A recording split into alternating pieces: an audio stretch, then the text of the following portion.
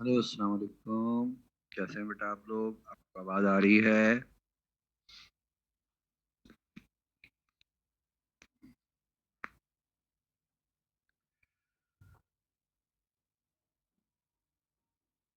हाँ, स्लाइड भी नज़र आ रही होगी।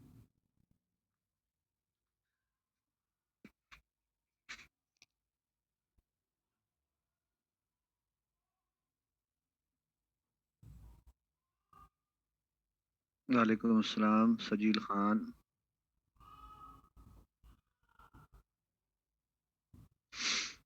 ठीक है।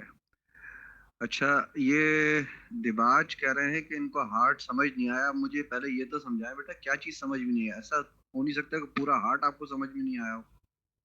ये कैसे पॉसिबल है बेटा? ये मुझे आप बता दीजिए।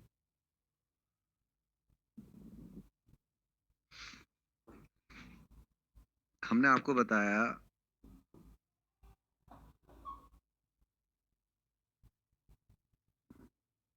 हमने आपको बताया, सुनिएगा ज़रा गौर से। हार्ट जो है एक पंपिंग ऑर्गन है, ब्लड सर्कुलेट करता है थ्रू आउट द बॉडी। इसका कलर रेड होता है due to presence of haemoglobin. और मस्कुलर हॉलो ऑर्गन है। ये थोरेक्स में बंद होता है। थोरेक्स सीने को कहते हैं बेटा, और जिस जगह बंद होता है उसे पेरिकार्डियल कैविटी कहते हैं। इसके गिर्द एक लेयर होती है जिसे पेरिकार्डियम कहते हैं। और इस पेरिकार्डियम की दो लेयर्स होती हैं, पेराइटल बाहर वाली और विसरल अंदर वाली, जिनमें एक फ्लूइड होता है जिसे पेरिकार्डियल फ्लूइड कहते हैं। ये हार्ट को एक्सटर्नल शॉक्स और जर्क्स से बचाता है। अब हार्ट के चार चैम्बर्स होते हैं, राइट एट्रियम और राइट ऑरिकल, लेफ्ट एट्रियम और लेफ्ट वेंट्रिकल।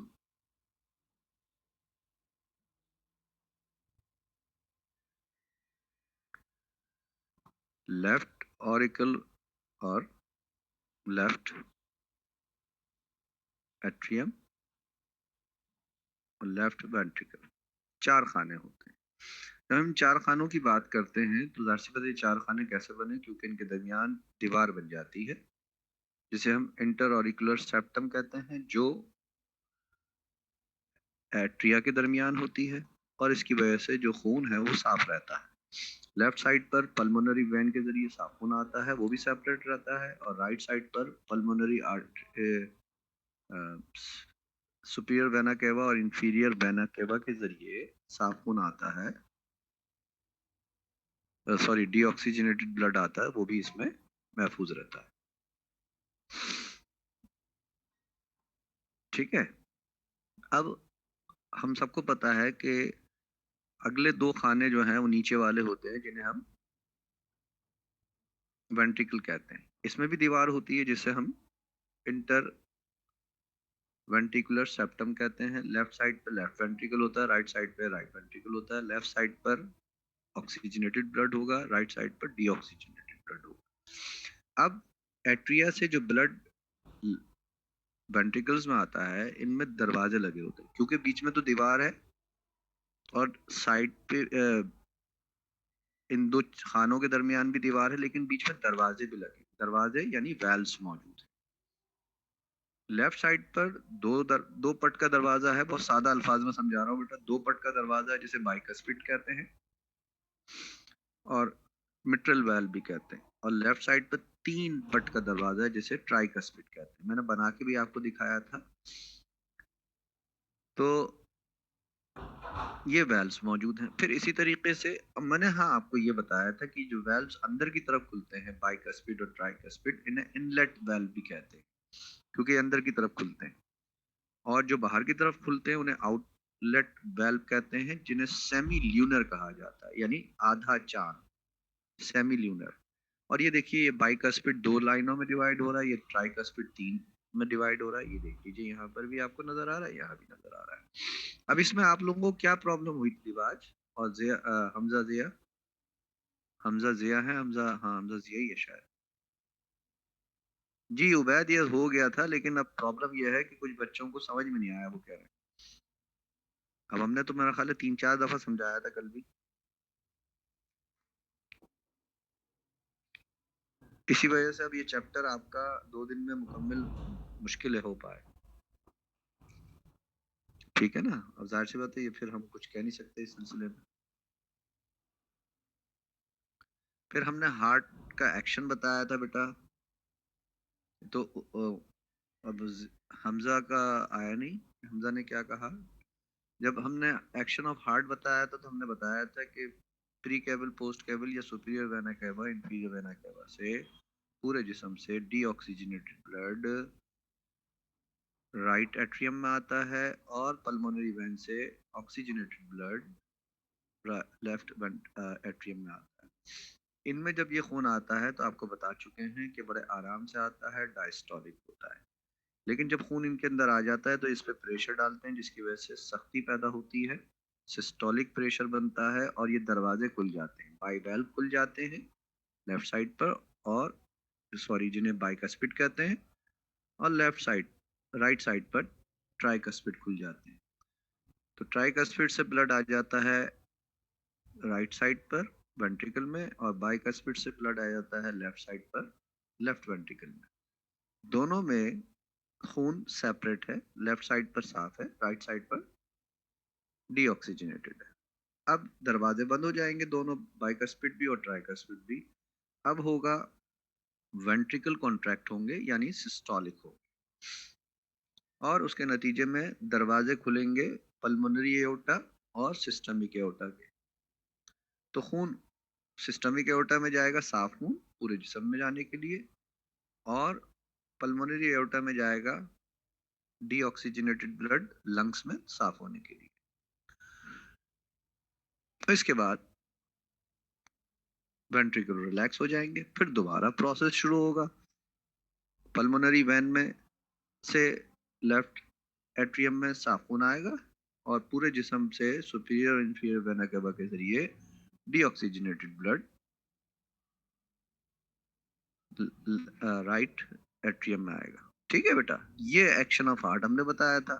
अब क्योंकि ये ब्लड हमने आपको बता चुके हैं, जब एक वेंट्रिकल एट्रियस कॉन्ट्रैक्ट होते हैं तो उसको सिस्टोल कहा जाता है।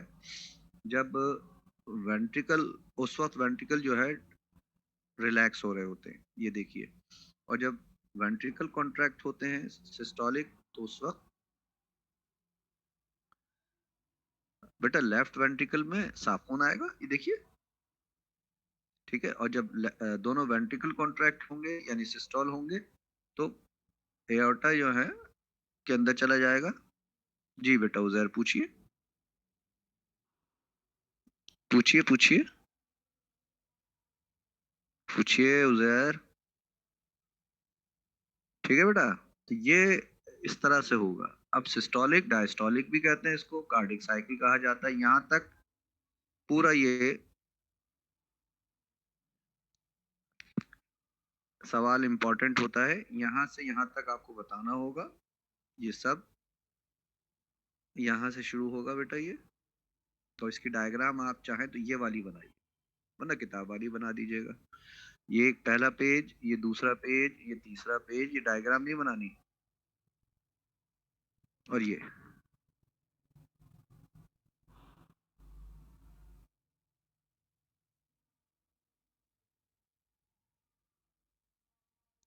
बेटा, ये पहले तो नॉफिल जो है वो काउंट होता था सिर्फ साइंस के सब्जेक्ट, लेकिन अब पिछले साल से सारे होते हैं।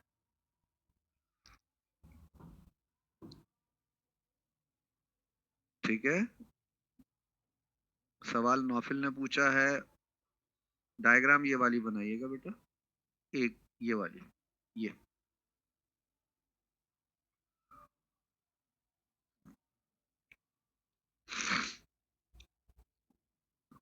अब आइए हार्ट की आवाज। अब हमने आपको सिस्टोल और डायस्टोल बताया, और आपको ये भी बताया कि देखिए, जब ब्लड वेंट्रिकल में आता है और ये दरवाजे बंद हो जाते हैं, एट्रियोवेंट्रिकुलर वाल्व या बाइकस्पिड और ट्राइकस्पिड वाल्व, जब ये दरवाजे बंद हो रहे होते हैं तो एक आवाज पैदा होती है जिसे लब कहते हैं।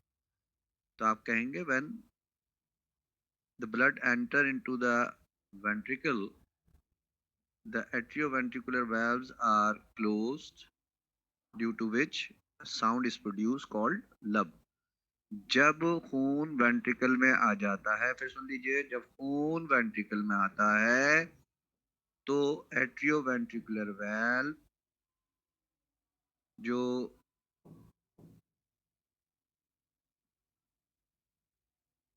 बाइकस्पिड और ट्राइकस्पिड कहलाते हैं वो बंद होंगे। उनके बंद होने से एक आवाज पैदा होगी जिसे लब कहते हैं।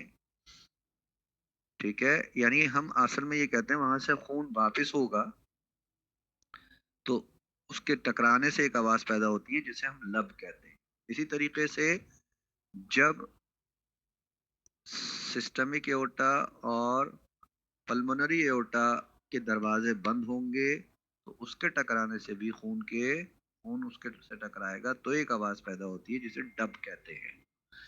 तो ये साउंड पैदा होती है लब डब लब डब लब डब लब डब लब डब लब डब। 1 मिनट में 72 दफा एक हेल्दी पर्सन की दिल की धड़कन सुनाई देती है। 1 मिनट में 72 दफा हेल्दी पर्सन की दिल की धड़कन सुनाई देती है। एक कॉन्ट्रैक्ट होने को सिस्टोल और जब डायस्टोल हो रहा होता है तो एक हार्ट बीट कहलाती है। फिर दूसरा कॉन्ट्रैक्ट और रिलैक्स होता है तो उसको भी कहते हैं। और ये 0.8 सेकंड में ये पूरी साइकिल मुकम्मल हो जाती है। और दोनों हार्ट बीट्स के दरमियान 0.02 सेकंड का वक्फा होता है। बेटा रन करने की बात तो अलग है ना मेरे बच्चे हाशिम अली, ये रेस्ट की बात हो रही।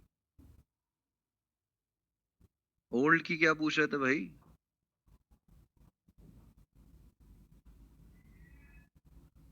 ये ओल्ड की भी दी हुई है ना यहाँ पे, देखो ये मैंने इसीलिए दी है। 46 से 55 ईयर्स, 56 से 65 ईयर्स, 65 प्लस। अगर रेस्ट कंडीशन में 60 टू 66 है तो अच्छी है।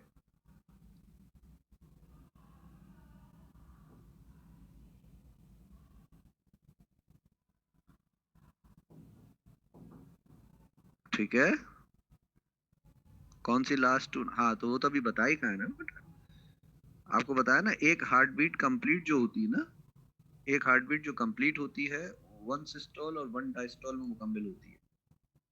ठीक है, और जब उसको हम 0.8 सेकंड में कहते हैं कंप्लीट होती है। ठीक है, और अगर कोई डिफेक्ट होता है, ये अभी हमने बताया नहीं ना बेटा, जब कोई डिफेक्ट होता है तो उसके नतीजे में क्या होता है ये देखिए।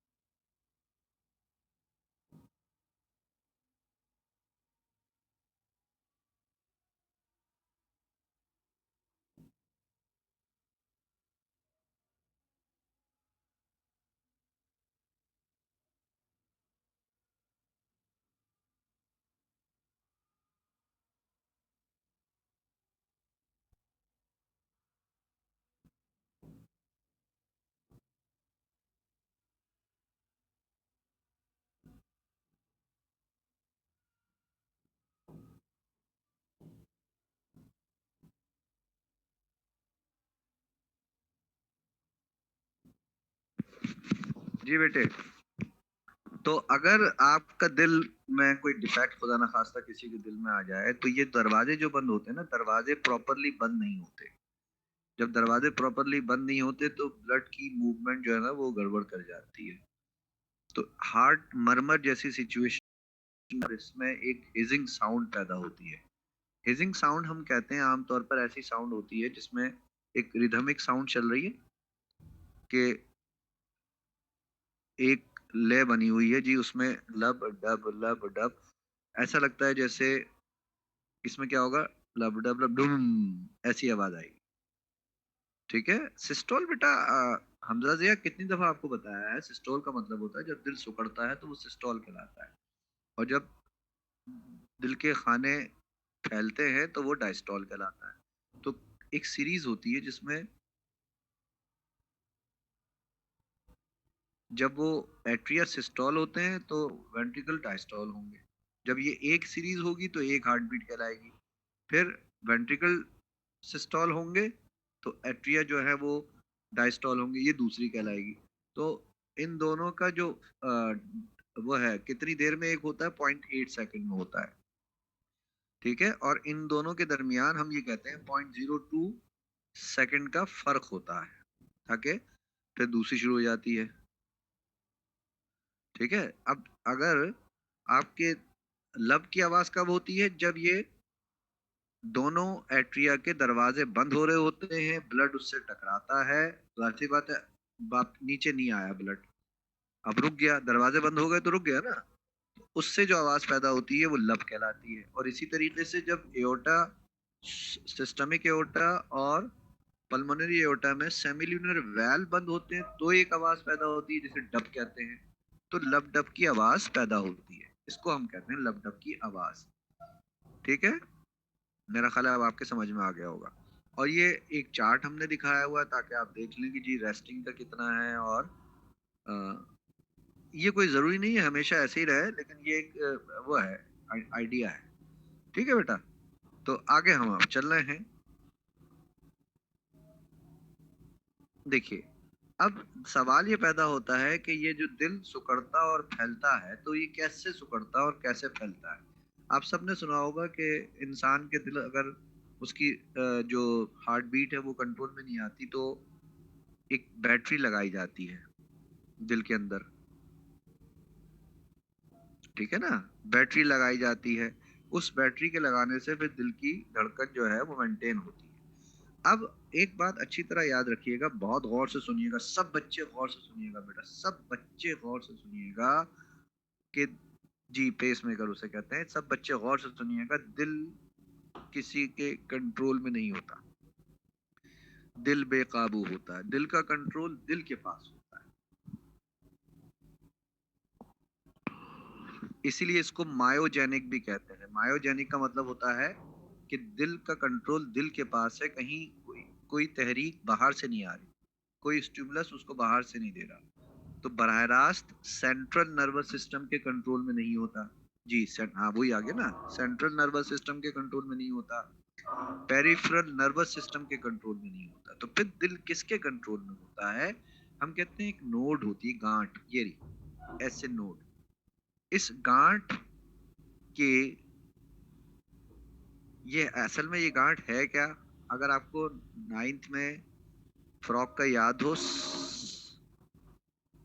सब जिसे हम क्या कहते हैं, अगर आपको याद हो, साइनस विनोसिस। तो साइनस विनोसिस छोटा होते होते इंसान के दिल में इस गांठ की तरह हो जाता है, इस नोड की तरह हो जाता है।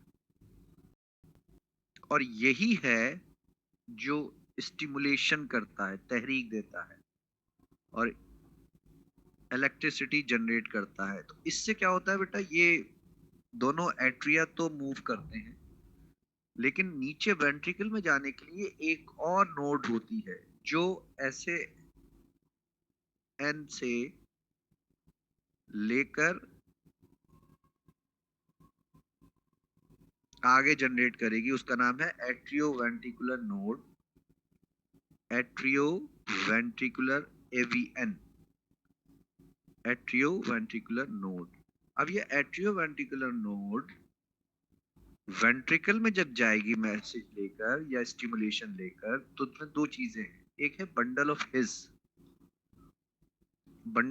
हिस, और दूसरी है परकंजी फाइबर। बेटा हिस जो है वो जर्मन बायोलॉजिस्ट था, उसके ने अपने नाम का पहला वर्ड ले लिया हिज, उससे इसने नाम रखा बंडल ऑफ हिज। इसी तरह एक और साइंटिस्ट था परकंजी, तो उसने परकंजी फाइबर बता दिया। अब ये दोनों चीजें मिलकर वेंट्रिकल को स्टिमुलेट करेंगी। तो एट्रिया को स्टिमुलेट, यानी पूरे हार्ट को जो स्टिमुलेशन दे रहा है, शुरू कर रहा है, वो कौन कर रहा है? SN node. और ये आगे कैसे जा रहा है बेटा? एवीएन के जरिए। और एवीएन किसको दे रहा है? बंडल ऑफ हिस और परकंजी फाइबर। ठीक है बेटा। मोहम्मद, कौन सा मोहम्मद है भाई? मोहम्मद, मोहम्मद कौन से हैं ये? मोहम्मद अशारिब। बेटा 9th बायो नहीं पढ़ी आपने?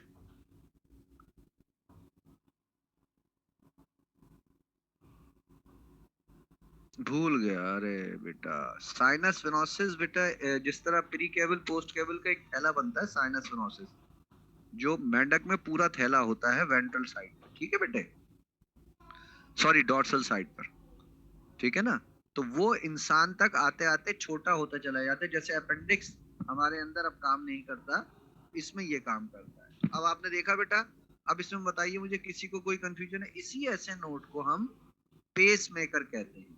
ये हार्ट बीट को कंट्रोल करता है। अब अगर किसी वजह से ये खराब हो जाए, तो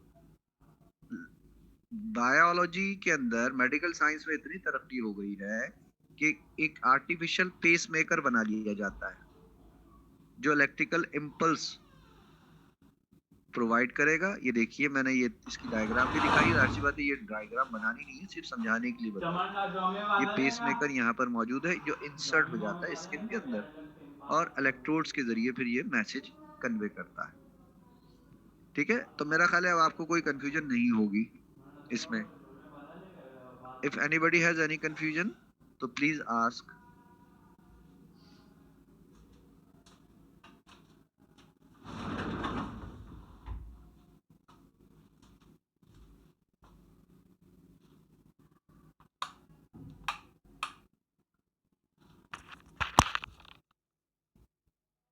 बेटा वही तो उर्दू में ही तो बता रहे होते हैं आपको। मतलब मुझे मोहम्मद दिबाज आपकी बात समझ नहीं आती। मैंने यही तो पूरा पढ़ के बताया है। Contraction of heart is due to stimulus. तो मैंने यही तो कहा कि दिल जो है, उसको तहरीक जो फराम करता है, वो साइनो एट्रियल नोड फराम करता है, जो कहाँ पाया जाता है? एट्रियम में पाया जाता है, प्री केबल के पास, राइट एट्रियम में। और ये है क्या? ये जो साइनस विनोसिस फ्रॉग वगैरह में होता था, उसका मुख्तसर हिस्सा है। ठीक है।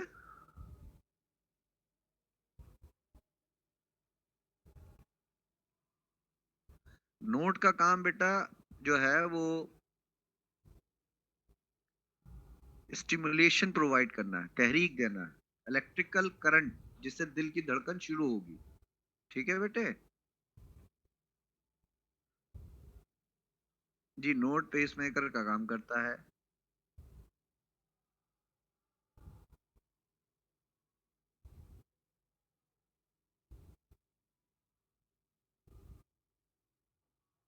ठीक है बेटा।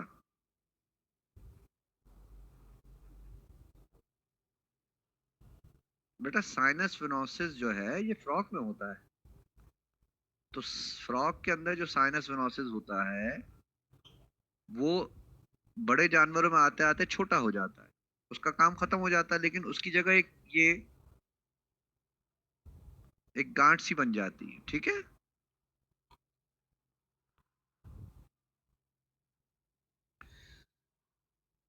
नोड ही तो पेस मेकर है ना बेटा, उसका नाम पेस मेकर है। नोड का नाम पेस मेकर है। नोड ये रही, ये देखें येलो कलर की नजर आ रही है बेटा, ये नोड है, गांठ। ये स्टिमुलेशन प्रोवाइड करती है, और इसके बारे में कहा जाता है कि ये साइनस वेनोसिस पहले होता था बड़ा, आहिस्ता आहिस्ता छोटी होके ये गांठ रह गई, पूरा स्ट्रक्चर छोटा होके गांठ रह गया। ठीक है बेटा। अच्छा, अब नौफिन ने पूछा है फाइबर्स, बेटा वो परकंजी फाइबर्स। ठीक है, Purkinje fibres,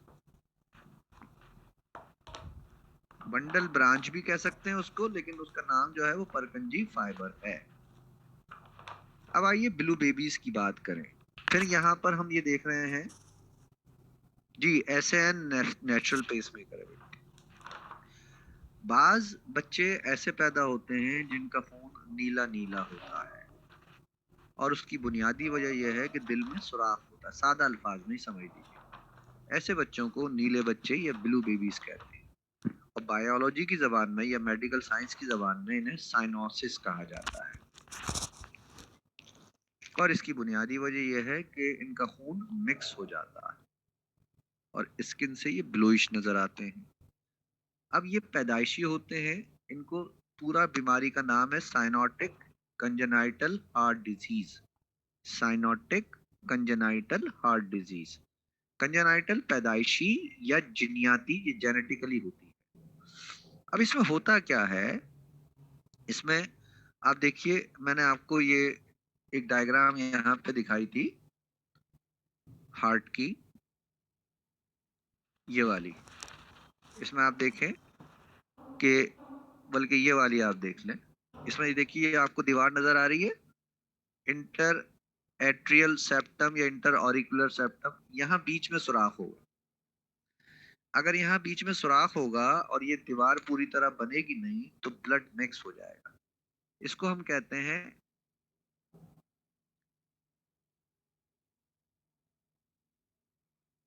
atrial septal defect, ASD, atrial septal defect. Septal का मतलब दीवार होता है बेटा। तो एट्रिया में जो दीवार है उसके अंदर जो गड़बड़ हो गई है, यानी वो पूरी तरह बनी नहीं है, तो इसको एट्रियल सेप्टल डिफेक्ट कहते हैं। इसी तरीके से वेंट्रिकल में होगी, यहाँ पे सुराख हो जाएगा, तो इसको हम वेंट्रिकुलर सेप्टल डिफेक्ट कहते हैं, VSD।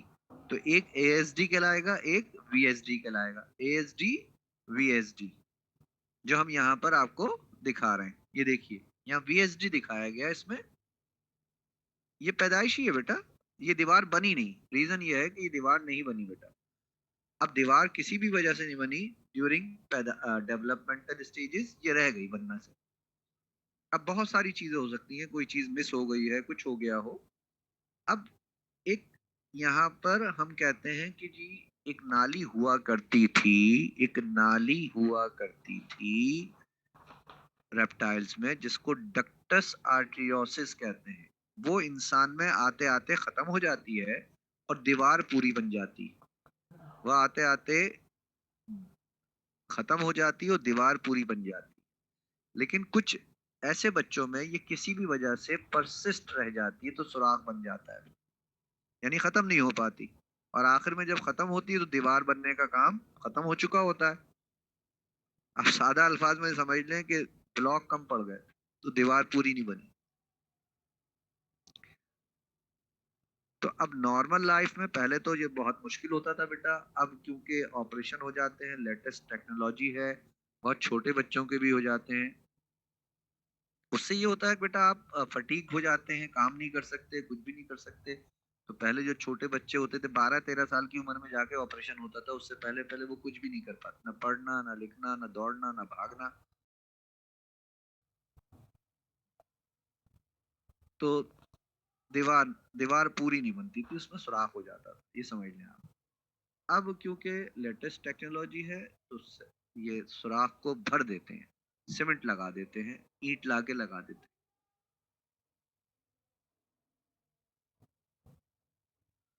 आपके घर में बहुत से बच्चों को था लेकिन मुझे नहीं है, तो क्या हुआ उनका? हार्ट के अंदर ब्लड मिक्स हो जाएगा ना, तो बेटा पूरी बॉडी में ब्लड मिक्स जाएगा, तो वो एक्टिविटी तो खराब हो जाएगी ना, दिल कमजोर हो जाएगा। जरा सी ज्यादा एक्टिविटी की तो मरने का खतरा होता है। ठीक है, तो सब सही कैसे हो गया? ऑपरेट हुआ। बगैर ऑपरेशन के तो नहीं होते, कुछ और होगा फिर। चलिए, बहरहाल ये तो देख के पता चलेगा। ब्लू बेबीज के बाद है कैपिलरीज। जब हम कहते हैं कैपिलरीज की हम मिसाल लेते हैं तो इंतहाई बारीक नालियां होती हैं बेटा। कैपिलरीज का मतलब है इंतहाई बारीक नालियां, फाइनेस्ट ब्लड वेसल्स। एक तरफ से आर्टरी आ रही होती है, आपको याद होगा हम आपको बता भी चुके हैं आर्टरी का।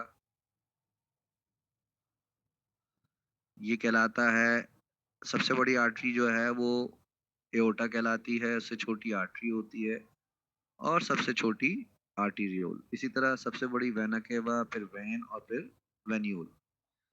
इनके दरमियान कैपिलरी है। कैपिलरी इंतहाई बारीक होती है, इसमें इलास्टिक नहीं होती, लचक नहीं होती। एक सेल पर की थिकनेस वाली लेयर होती है बेटा इसके अंदर, और ब्लड इसमें से गुजर के जाता है, आहिस्ता आहिस्ता गुजरता है। इतनी बारीक होती है कि बड़े आराम से डिफ्यूजन हो जाती है। तो यही वो जगह है जहां पर, क्योंकि ये टिश्यूज के अंदर मौजूद होती है, यहीं पर एक्सचेंज ऑफ गैसेस होता है। हम आपको ये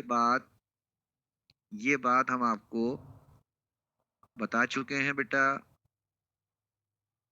भिलाई में भी, और ये बात हम आपको बता चुके हैं एल्वुलाई में भी। एल्वुलाई में भी आपको बता चुके हैं कि ब्लड कैपिलरीज होती हैं, वहां पर एक्सचेंज ऑफ ब्लड हो जाता है। ठीक है, एक्सचेंज ऑफ ब्लड हो जाता है। ये देख लीजिए, क्या पूछना चाह रहे थे उजैर बेटा? Go ahead, go ahead Uzair, go had.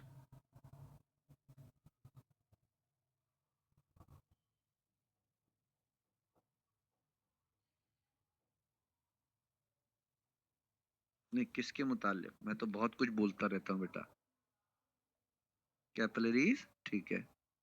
तो कैपिलरीज जैसे मैंने बताया इंतहाई बारीक नालियां होती हैं बेटा। यही जगह, ये कनेक्शन होती है बिटवीन आर्टरीज एंड वेन्स, और यहीं पर एक्सचेंज होता है।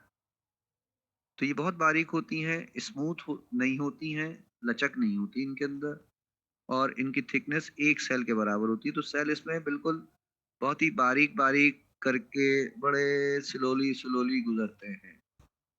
ठीक है, और एक्सचेंज होता रहता है।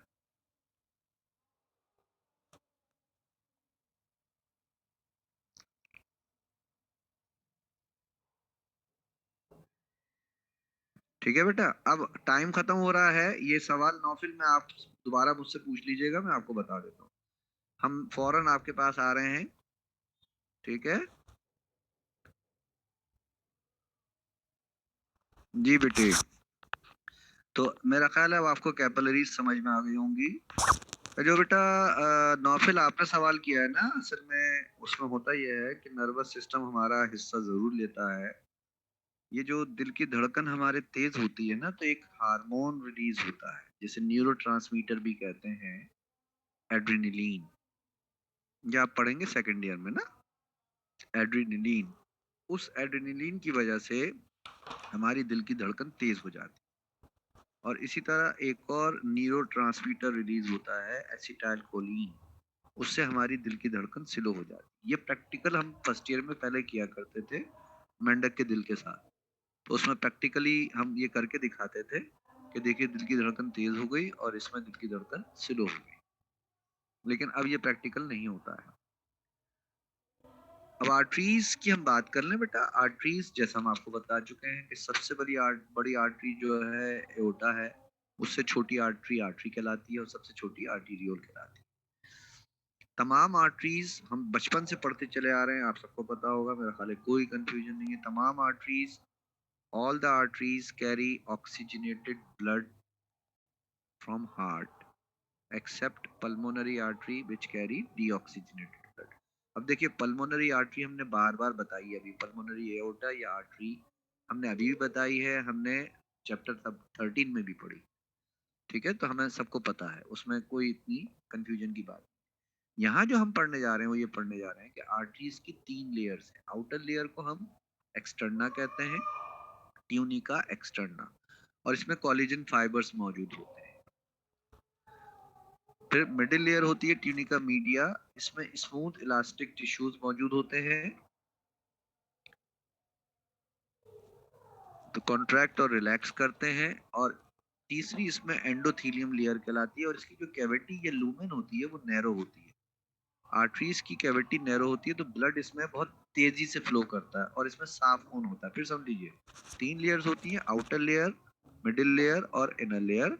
आउटर लेयर वो होती है जो कोलेजन फाइबर से बनी हो, मिडिल लेयर वो होती है जिसमें स्मूथ इलास्टिक मसल्स मौजूद हो, और इनर लेयर वो होती है जिसमें एंडोथेलियल लाइनिंग होती है। इनकी कैविटी नैरो होती है, ब्लड इसमें स्पीड से फ्लो होता है, इसको हम आर्टरीज कहते हैं।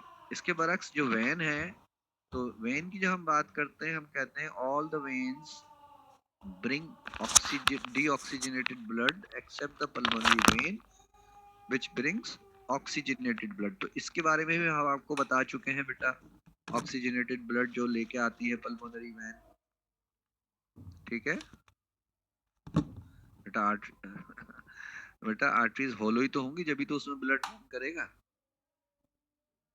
ये पानी के पाइप नहीं होते बड़े बड़े नाले, आपने देखे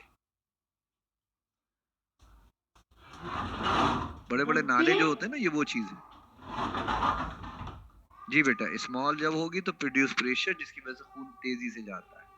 अच्छा, अब वेन इसके बरक्स है बेटा। एक तो ये कि तमाम veins bring deoxygenated blood except pulmonary vein. जी बेटा आलियान क्या कह रहे हो? Except pulmonary vein which brings oxygenated blood, ये हम पढ़ चुके हैं, चैप्टर 13 में भी पढ़ा और चैप्टर 14 में भी हार्ट के हवाले से पढ़ा। इसकी आउटर लेयर भी क्या कहलाएगी बेटा? ट्यूनिका एक्सटर्ना, ये कोलेजन फाइबर से बनी है।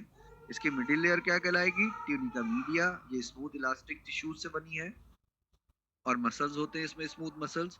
और तीसरा क्या कहलाएगा बेटा? इनर लेयर, जो ट्यूनिका इंटरना या इंटीमा है, ये एंडोथेलियल लेयर से बनी होती है। लेकिन इसमें खास बात होती है बेटा, वेन्स में वेल्व्स लगे होते हैं।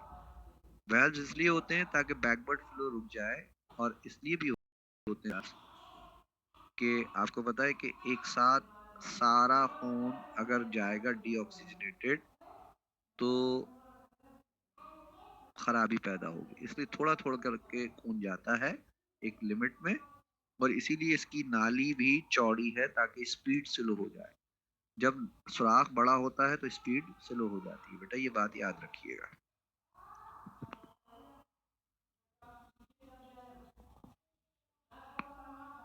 ये बात याद रखिएगा, ठीक है। तो ये वेन्स कहलाती हैं बेटा। अब आर्टरीज, वेन्स और कैपिलरीज हमने आपको बता दी। किसी को इसमें कोई कंफ्यूजन है? अगर नहीं है तो हम आगे चल रहे हैं बेटा। आगे हमारा मौजू है ब्लड प्रेशर। कौन सी स्लाइड दिखा दें आज अलियान?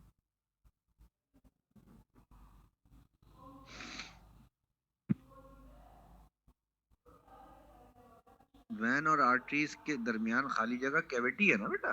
पानी के पाइप आपने देखे बड़े बड़े, सैयद समीर?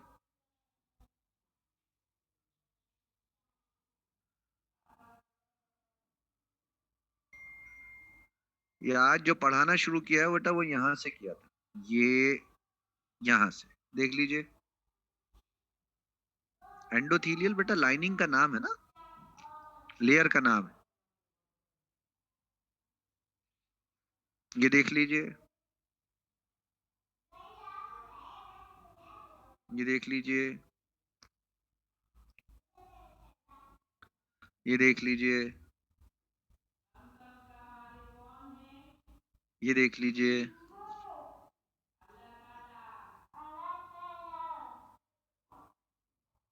ये देख लीजिए।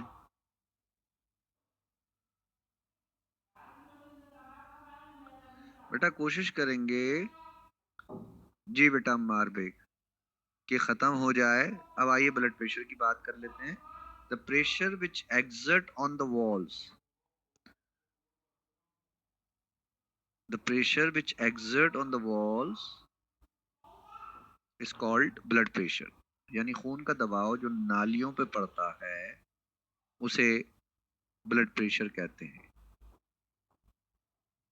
ब्लड प्रेशर को नापने के लिए एक आला होता है जिससे हम स्फिग्मोमैनोमीटर कहते हैं, स्फिग्मोमैनोमीटर, और एक स्टेथोस्कोप होता है। दो चीजें होती हैं जिनसे हम खून नापते हैं। आजकल तो बहुत आसान हो गया है, डिजिटल इंस्ट्रूमेंट होता है उससे हम खून नाप लेते हैं।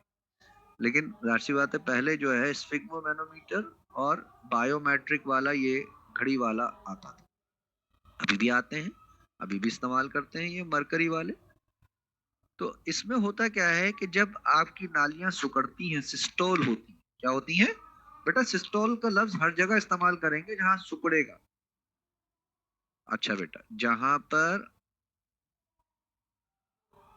जी बेटा, वही वही जो घड़ी लगाते हैं वो एक्चुअली वो ब्लड प्रेशर इंस्ट्रूमेंट होता है। तो जब सिकुड़ता है तो उसे वैसो कॉन्स्ट्रिक्शन या सिस्टोलिक कहते हैं, तो वो blood pressure high blood pressure कहलाता है। और जब डिक्रीज होता है, ब्लड प्रेशर डिक्रीज होता है, गिरता है, तो उसे वैसो डायलेशन या डायस्टोलिक कहते हैं, और वो लो ब्लड प्रेशर कहलाता है। तो हाई ब्लड प्रेशर 120 नॉर्मल होता है, आइडियल होता है, और 80 लो होता है, आइडियल होता है। तो हम कहते हैं 120/80। स्फिग्मो मैनोमीटर ये मशीन है बेटा, ये रही, ये स्फिग्मो मैनोमीटर कहलाती है। इसको हम कॉलेज में करवाते हैं बच्चों को प्रैक्टिस में, ठीक है? स्फिग्मो मैनोमीटर कहलाता है। हाँ, ये मशीन काम कैसे करती है? चले मैं आपको समझा देता हूँ, लेकिन मैंने कहा ना कॉलेज में एक्सपेरिमेंट में कराया जाता है, लेकिन मैं आपको समझा देता हूँ। ये जो आपको कपड़ा नजर आ रहा है ये क्लफ कहलाता है, ठीक है? हाँ, blood pressure normal blood pressure ही तो बता रहा हूँ ना, 120/80 नॉर्मल कहलाता है। ये आपको कपड़ा नजर आ रहा है, ये आप अपने हाथ पे कोहनी के ऊपर बांध देते हैं जहां लकीर होती है। अब आप अपने हाथ में लकीर देख लीजिए, आपको नजर आएगी, उसके ऊपर बांध देते हैं, और बहुत टाइट नहीं बांधते, 120/80 होता है बेटा। और उसके बाद स्टेथोस्कोप, ये स्टेथोस्कोप है, इसकी डिस्क यहाँ नीचे लगा देते हैं इसको बांधने के बाद, और इसके जो एयरबड्स होते हैं या एयर टिप्स होते हैं वो कान में लगा लेते हैं। फिर ये जो बल्ब है या ब्लडर है, इसमें जो नोजल है उसको टाइट कर देते हैं और इसको प्रेस करना शुरू कर देते हैं, ठीक है? और इसको जब प्रेस करते हैं तो उसके नतीजे में क्या होगा कि ये मरकरी ऊपर जाएगी। अब जैसे ओल्ड एज लोग होते हैं वहां 200 220 तक ऊपर लेके चले जाते हैं, ठीक है?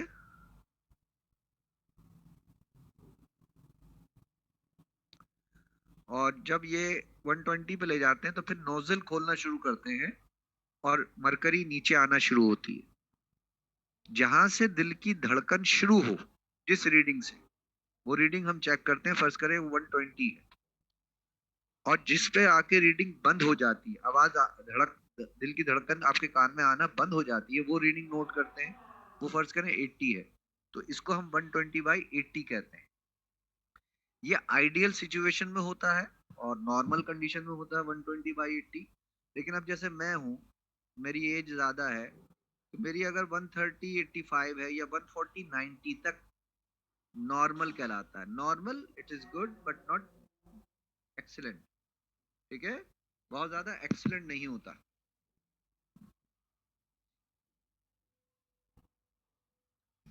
ये बात याद रखिएगा, बहुत ज्यादा एक्सीलेंट नहीं होता।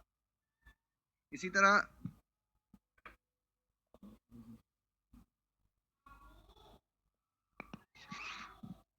लड़कों में, जैसे आप लोग हैं, तो आपका 120/80 होना चाहिए।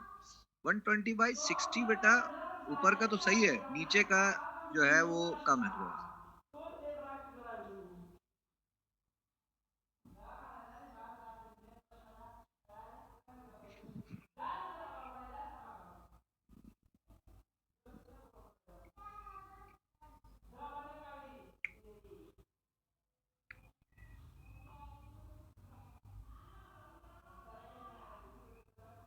120 होगा तो हाई,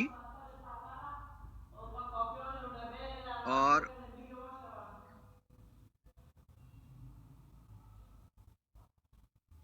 बेटा अब ये तो आप मुख्तलिफ रीडिंग पूछ रहे हैं, ये अच्छा नहीं है 140/60।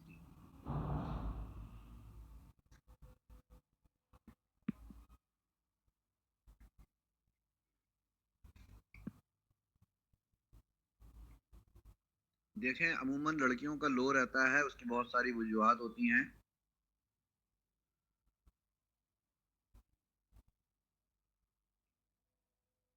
आपके ब्लड प्रेशर दो होते हैं बेटा, एक हाई होता है, एक लो होता है। जब रीडिंग, जब दिल की धड़कन आपको सुनाई देने लगती है वो हाई होता है, और दिल की धड़कन जहां रुक जाती है सुनने में, कान में सुनने में, तो वो लो होता है। अगर वो 120/80 है तो इसका मतलब है आपकी आपका ब्लड प्रेशर परफेक्ट।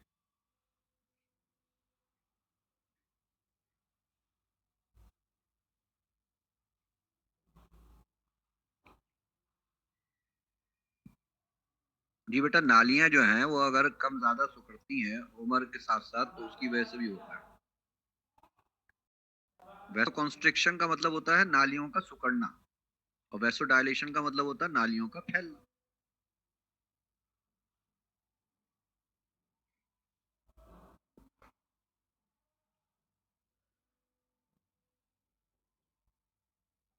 अब खून की बात कर लेते हैं। खून स्पेशल फ्लूइड है बेटा।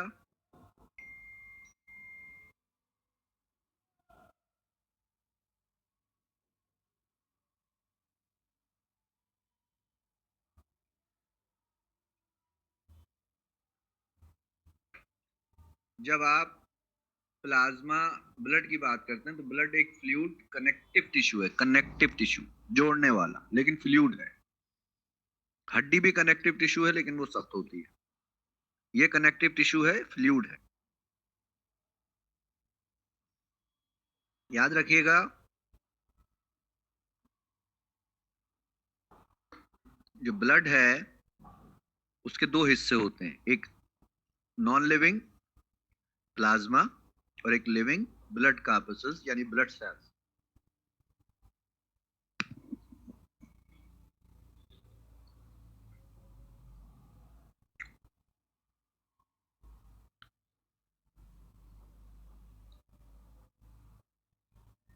ये देखिए ब्लड के अंदर ये पूरा स्ट्रक्चर नजर आ रहा है, ये जो आपको फ्लूइड नजर आ रहा है कॉफी की तरह का, ये प्लाज्मा है। ये जो बाइकॉनकेव नजर आ रहा है रेड ब्लड सेल है। ये जो इरेगुलर शेप के नजर आ रहे हैं, कोई कैसे कोई कैसे, ये वाइट ब्लड सेल्स हैं। और ये जो आपको अमीबॉइड शक्ल का नजर आ रहा है, प्लेटलेट्स है। प्लाज्मा का रंग बेटा येलो होता है। ये 55% होगा। कार्पसल्स दो तरह के होते हैं, इसको हमने ब्लू कलर से शो किया है, ब्लू या आसमानी कह लीजिए। WBC और ब्लड ब्लड प्लेटिलेट्स, इनकी तादाद कम होती है। और जो रेड ब्लड सेल है इसमें हीमोग्लोबिन होता है जिसकी वजह से रेड नजर आता है। अब प्लाज्मा की वजह से अगर हम कहें तो ब्लड का कलर एक्चुअली येलो है, लेकिन रेड की वजह से येलो छुप जाएगा, और शेक कर देंगे तो ये ऐसा हो जाएगा। देखिए पूरा ब्लड रेड नजर आ रहा है। ब्लड हमें कैसा नजर आ रहा है? रेड नजर आ रहा है।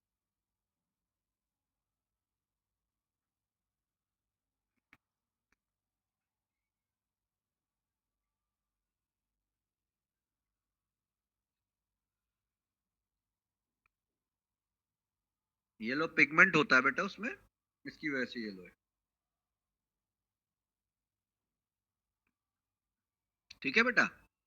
अब यहाँ देख लीजिए, ये प्लाज्मा। अब प्लाज्मा, क्योंकि मैंने कहा कि इनऑर्गेनिक कंपाउंड, नॉन लिविंग है, तो इसमें ऑर्गेनिक इनऑर्गेनिक दोनों होते हैं। जैसे सॉल्ट होता है, लिपिड्स होते हैं, प्रोटीन है, ग्लूकोज है, अमाइनो एसिड है, यूरिया है, ट्राइग्लिसराइड है, हार्मोन्स हैं, एंजाइम्स हैं, एंटीटॉक्सिन कंपाउंड होते हैं, एंटीबॉडीज मौजूद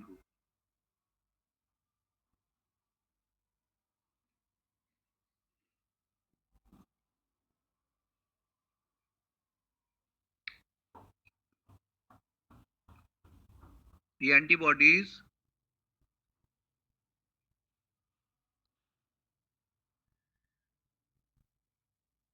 जी मैंने कहा ना येलो पिगमेंट होता है, लेकिन हीमोग्लोबिन क्योंकि उसको डोमिनेट करता है इसलिए वो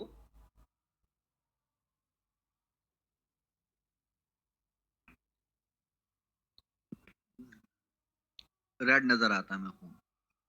ये सारी चीजें इसमें मौजूद होती हैं।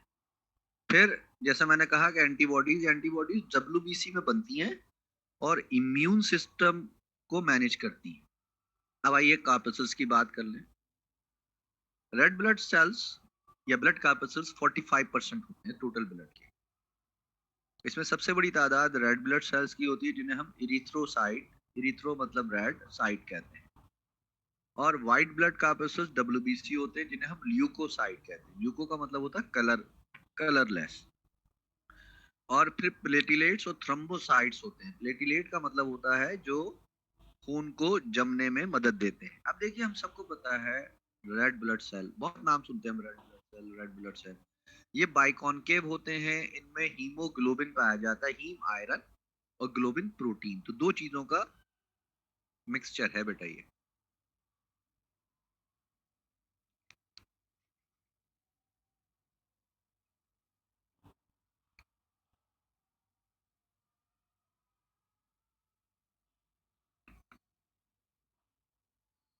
अब जब ब्लड की बात करेंगे आरबीसी की, तो इंसानी आरबीसी जब मैच्योर नहीं होते तो वो न्यूक्लिएटेड होते हैं, यानी इनमें न्यूक्लियस मौजूद होता है। और जब वो मैच्योर हो जाते हैं तो इनमें न्यूक्लियस भी खत्म हो जाता है, इनमें न्यूक्लियस भी खत्म हो जाता है।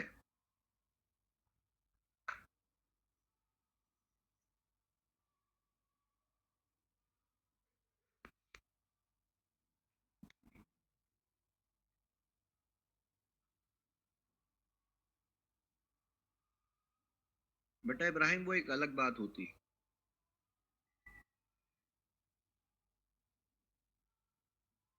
वो हीमोग्लोबिन की ज्यादती होती है,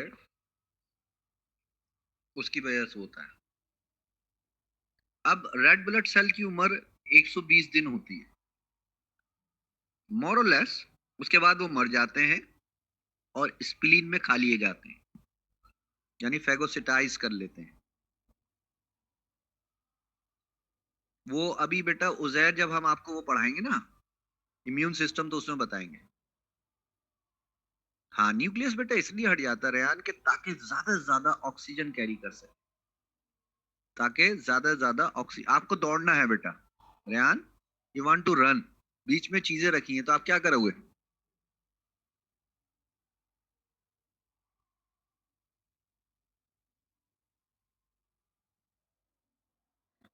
हम्म, आप चीजें हटाएंगे इसी तरह, क्योंकि न्यूक्लियस बीच में प्रॉब्लम क्रिएट कर रहा है ना। अब वो मजीद तो बड़ा होगा नहीं, जितना बड़ा होना था हो चुका, तो न्यूक्लियस मर जाता है। जाइलम सेल में भी मर जाता है बेटा। स्क्लेरन कायमा जो प्लांट का सेल होता है उसमें भी मर जाता है। बेटा फोसाइट आपने नॉफिल चैप्टर 4 नहीं पढ़ा है?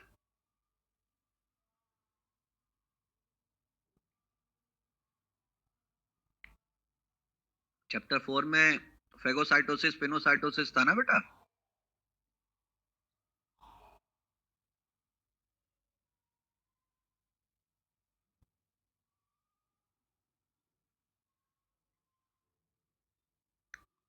अब देखें आरबीसी का काम क्या है। आरबीसी का काम है ऑक्सीजन कैरी करना, कार्बन डाइऑक्साइड वापस करना। ये हम कितनी दफा पढ़ चुके हैं? ये हम बहुत दफा पढ़ चुके हैं।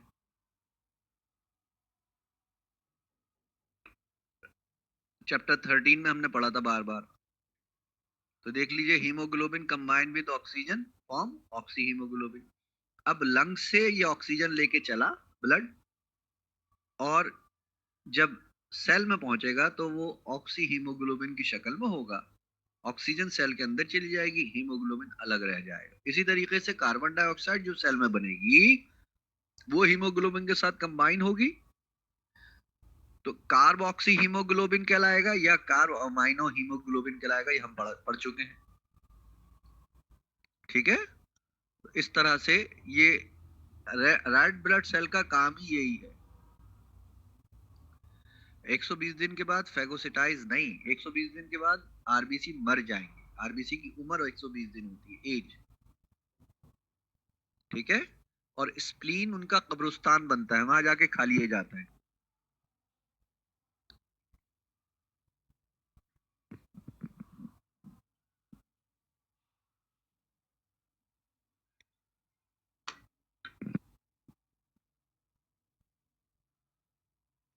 फैगोसिटाइज का मतलब ईट कर देना बेटा, जैसे बैक्टीरिया वगैरह को ईट करते हैं।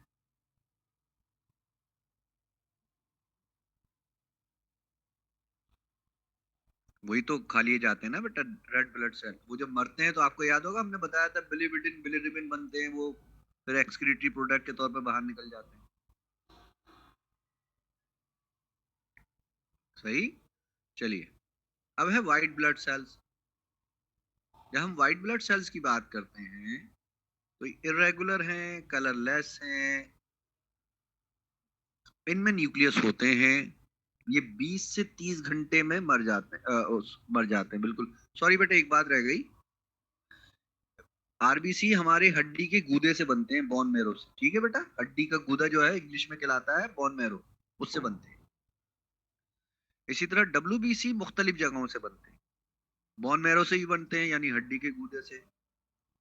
स्प्लीन से भी बनते हैं, जहां पर आरबीसी मर जाते हैं लेकिन व्हाइट ब्लड सेल्स बनते हैं। लिम्फेटिक वेसल्स होते हैं, उनसे बनते हैं, उनके अंदर बनते हैं लिम्फोसाइट के नाम से। इसके अलावा थाइमस ग्लैंड होते हैं हमारे सीने पर।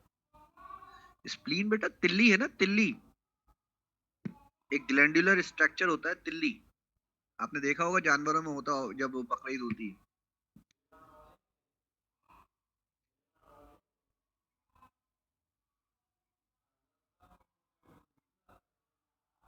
अमूमन खाई नहीं जाती, फेंक देते हैं। उर्दू में इसको ताहाल या तिल्ली कहते हैं।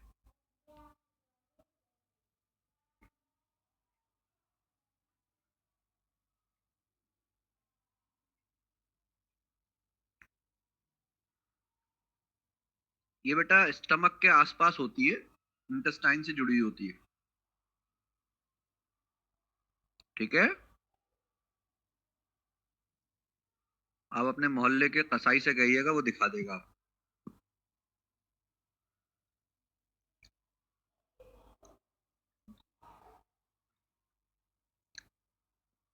ठीक है बेटा, अब डब्ल्यूबीसी आप देख रहे हैं, इसका काम बेटा ये शिकार जो दाखिल होता है ना, जो एंटीजेंस बॉडी में दाखिल होती हैं, बैक्टीरिया वगैरह, वायरस बैक्टीरिया, उनको ये खा जाते हैं। तो ये हमारी पुलिस है, you know the police. P for polite, O for obedient, L for loyal, I for intelligent, C for courageous, E for efficient। Police, ये हमारी पुलिस है, हमारी फौज है ये। इसमें न्यूक्लियस होता है, 20-30 दिन में तो मर जाते हैं। ये कैरी नहीं कर रहे ना बेटा ऑक्सीजन। ऑक्सीजन कैरी करने के लिए ज्यादा से ज्यादा जगह बनाई गई, इसलिए न्यूक्लियस को खत्म कर देते हैं। ठीक है बेटा, लॉजिक है ना, हर एक के पीछे लॉजिक है, इसमें जरूरत नहीं है तो। अच्छा, इसमें दो तरह के होते हैं बेटा, ग्रेनुलोसाइट और ए ग्रेनुलोसाइट। ग्रेन्यूल का मतलब होता है दाने। जी बेटा, वो तो बनते रहते हैं ना, वरना खत्म नहीं हो जाएंगे हम सब। ये देखिए, ये तीन तरह के होते हैं, योसिनोफिल, बेसोफिल और न्यूट्रोफिल। इनमें देखें आपको दाने नजर आ रहे हैं, ये आइडेंटिफिकेशन के लिए नेचर ने इनको दिए हैं। और दो ऐसे होते हैं जिनमें बगैर दाने के होते हैं, मोनोसाइट और लिम्फोसाइट। बुनियादी तौर पर डब्ल्यूबीसी का काम जिस्म में दाखिल होने वाले अनासिर को मारना है। ठीक है, जैसे हमारी पुलिस करती है या फौज करती है, हमारी आईएसआई करती है। जो मुल्क दुश्मन दाखिल होते हैं मुल्क में, उनको पकड़ के मार देते हैं।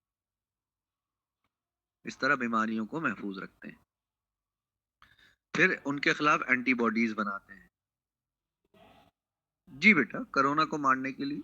लेकिन कोरोना को मारने के लिए अभी वैक्सीन आई है।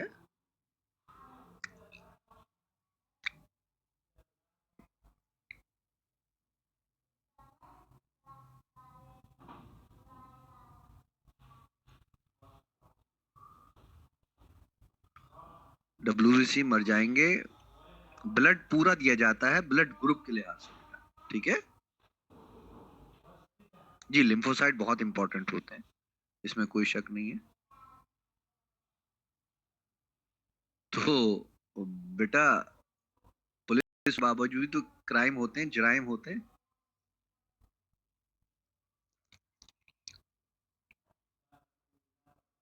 तो फिर उससे बेहतर करने की कोशिश की जाती है। सही है, तो ये व्हाइट ब्लड सेल्स हैं। अब प्लेटिलेट्स की बात कर लें बेटा। ये भी WBC से, ये सॉरी, हड्डी के गुर्दे से बनते हैं, बोन मैरो से।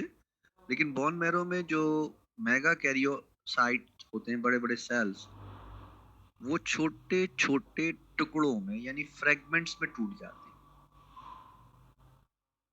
इनमें न्यूक्लियस नहीं होता, ये कलरलेस होते हैं,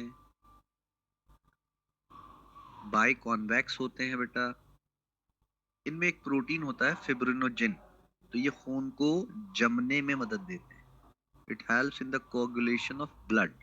खून के जमने में मदद देते हैं, खून के जमने में मदद देते हैं बेटा, ब्लड क्लॉटिंग में। ठीक है, ये जो हमें चोट लगती है, हमारा खून जमना शुरू हो जाता है ना, वो इसी वजह से होता है, प्लेटिलेट्स की वजह से।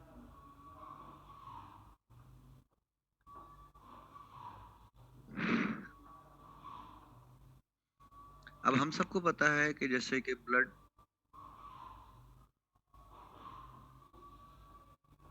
बॉडी के अंदर भी खून जमता है जब बीमारी होती है, और ये बॉडी के अंदर ही तो खून जमता है। जब आपके चोट लगती है तो खून बहना बंद हो जाता है ना। वो कैसे बंद हो जाता है? आपका खून लिया जाता है तो आपके सुराख हो जाता है ना वेन में, लेकिन खून रुकना, बहना बंद हो जाता है जब आप दबा के रखते हैं थोड़ा सा। आपसे कहते हैं हाथ ऊपर रख लो, हाथ ऊपर रख लो।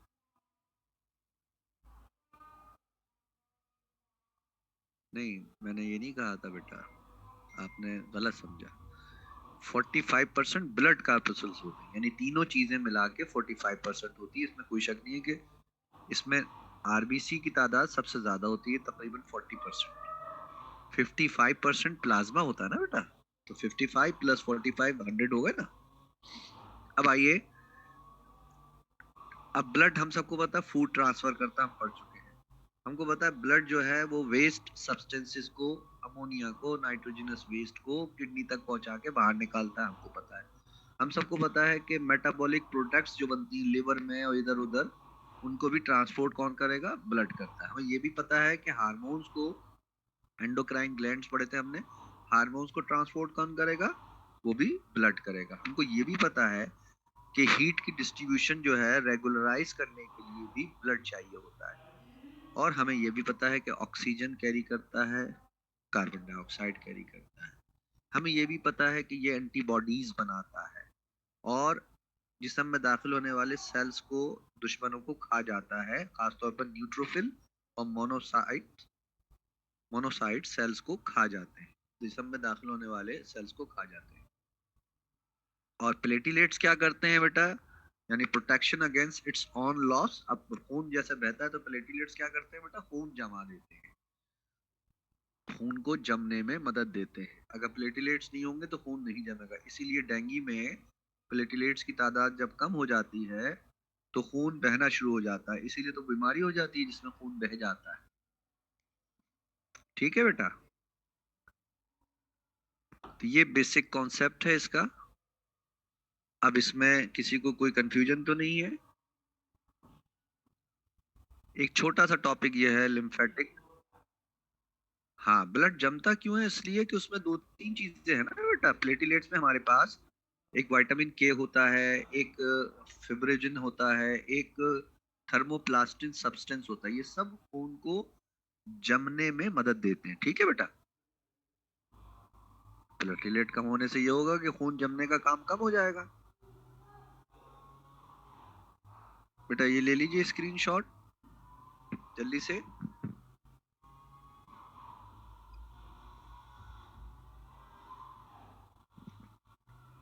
जनाब,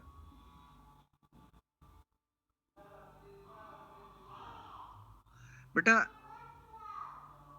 हाँ, लिम्फोसाइट्स लिम्फेटिक सिस्टम की पहले हम बात करने जा रहे हैं। एक ऐसा निजाम जो बॉडी में ब्लड वेस्कुलर सिस्टम के साथ होता है उसे लिम्फेटिक सिस्टम कहते हैं बेटा।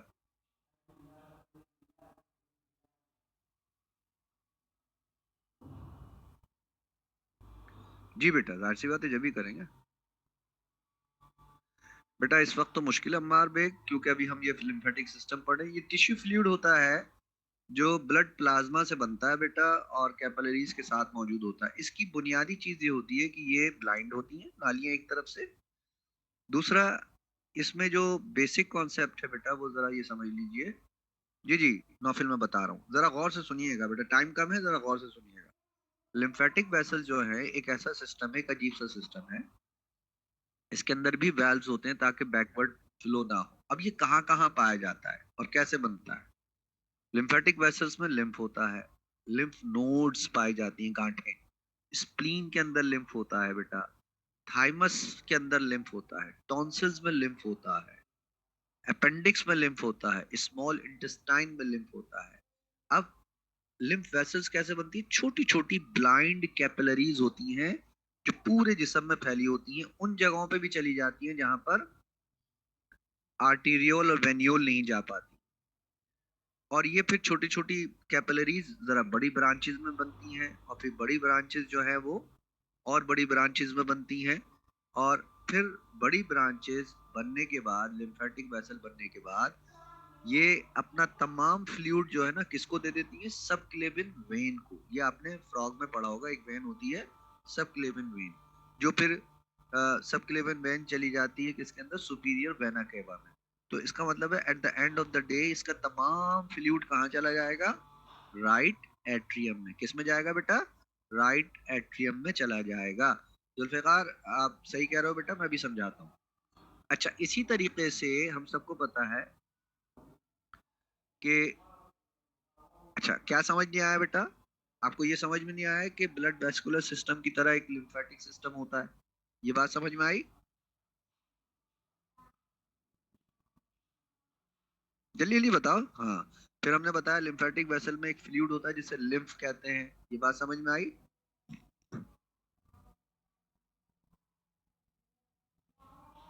फिर हमने बताया ये होता कहाँ कहाँ है। भाई पोजीशन होगी ना, तो ये लिम्फेटिक वेसल्स लिम्फ नोड्स में पाया जाता है, यानी गांठें होती हैं लिम्फ की, उनमें पाया जाता है। स्प्लीन अभी हमने पढ़ाया था आपको, उसमें पाया जाता है।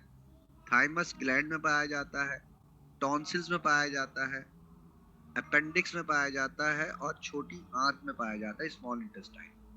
अब ये बनते कैसे हैं? ये छोटी छोटी ब्लाइंड कैपिलरीज होती हैं जो आपस में मिलकर बड़ी नालियां बनाती हैं, और ये बड़ी नालियां फिर खुलती हैं किसमें? सब क्लेविन वेन में। जो यकीनी तौर पर वैन है, तो किसका हिस्सा बनेगी बाद में? सुपीरियर वेना कैवा का। किसका हिस्सा बनेगी? अब सुपीरियर वेना कैवा तो हमने पढ़ा हुआ है ना, उसका हिस्सा बनेगी। तो इसका तमाम फ्लूइड कहाँ चला जाएगा? हाँ, ये एक बात है। खून की नालियां ब्लाइंड नहीं होती बेटा, ये ब्लाइंड होती हैं, और ये एब्जॉर्ब करती हैं वहां से मटेरियल। ये ब्लाइंड होती हैं, यानी इनमें सुराख नहीं होता। ठीक है बेटा? अच्छा, स्केलेटल मसल्स की मूवमेंट से ये मूव करती हैं। अब जहां तक नौफिल का सवाल था, ये किसका सवाल था जो क्वेश्चन मार्क बना हुआ था कि ये चर्बी लेके जाती हैं? बिल्कुल, आपको याद है हमने चैप्टर 12 के अंदर आपको स्मॉल इंटेस्टाइन में विलाई पढ़ाया था, सबको याद होना चाहिए। विलाई में आपको बताया था लैक्टील होती है। ये लैक्टील क्या करेंगे? ये लैक्टील्स ये लैक्टील्स चर्बी लेके जाती हैं। इसके अलावा इसमें एक और भी चीज होती है बेटा, वो ये होती है जी।